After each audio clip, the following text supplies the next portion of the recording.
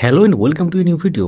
SIR 2026 এবং সেই সংক্রান্ত যে লজিক্যাল ডেসক্রিপেন্সি অর্থাৎ এলডি এবং সেই হিয়ারিং হচ্ছে, তারপর হিয়ারিংয়ের যে নোটিশ আসছে এবং সেই সংক্রান্ত গুরুত্বপূর্ণ একটি আপডেট চলে এসেছে ভোটার্স সার্ভিস পোর্টালে।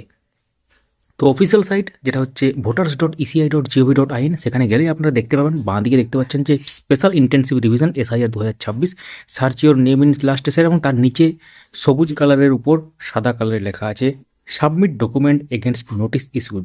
যাদের নোটিশ ইস্যু হচ্ছে এবং সেই নোটিশে সাপেক্ষে যে ডকুমেন্ট সাবমিশন, সেই সংক্রান্ত ব্যাপারে কিন্তু আপডেট চলে এলো। আপনারা এখান থেকে সরাসরি ডকুমেন্ট সাবমিট করতে পারবেন। এখন প্রশ্ন হচ্ছে, এখানে ডকুমেন্ট সাবমিট করলে কি হিয়ারিংয়ে আর যেতে হবে না? এটা নিয়ে কোনো স্পষ্ট নির্দেশিকা এখনও আমরা পাইনি। তো অবশ্যই আমাদের সঙ্গে থাকুন, সাবস্ক্রাইব বা ফলো করে পরবর্তী আপডেট এলে জানিয়ে দেওয়া হবে। তো এখানে কিভাবে করবেন, এটাতে জাস্ট ক্লিক করবেন এবং তারপর আপনার মোবাইল নম্বর বা এপিক নম্বর দেবেন এবং ক্যাপচা দেবেন, রিকোয়েস্ট ওটিপি করবেন, বা যারা সাইন আপ করান এই পোর্টালে সাইন আপ করবেন।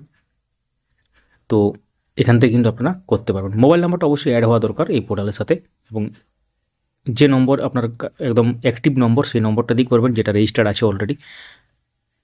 এবং যারা প্রথমবার করছেন সাইন আপ করবেন মোবাইল নম্বর দিয়ে, তাহলে কিন্তু লগ ইন করতে পারবেন। তো এই প্রয়োজনীয় যে গুরুত্বপূর্ণ যে ব্যাপার, এই ব্যাপারটা অবশ্যই আপনারা করে দেখুন, কমেন্টে জানান।